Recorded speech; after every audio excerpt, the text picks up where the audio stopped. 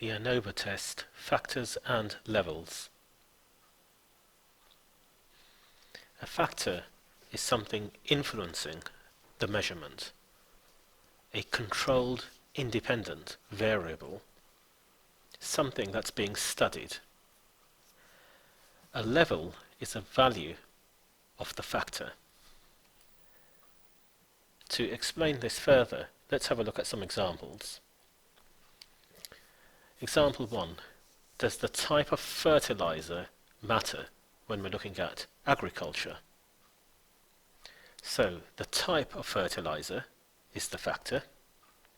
That's one factor. We're just looking at fertilizer. And if we have 3 different brands of fertilizer, then we're looking at 3 levels. Example 2. Is stress linked to age? So in the table, age is one factor. And we have 4 groups of ages, or 4 classes of age. So there are 4 levels. One factor, 4 levels. So we would do a one-way ANOVA test on data like this. Example 3.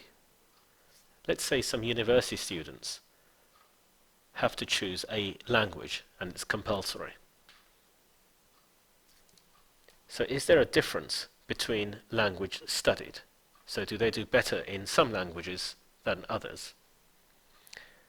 Is there a difference between the students? Do some students perform better overall than others?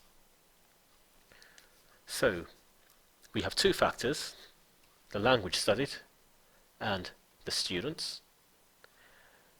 Within the language studied there are 3 levels, and within the students there are 4 levels. So a table showing 2 factors may look like this. So we've got our first factor here, language, our second factor here, student. We have 3 levels for the languages, and we have 4 levels for the student. So a 2-way or 2-factor ANOVA test would be carried out on data like this. In the formula book on page 13, there are some useful formulae.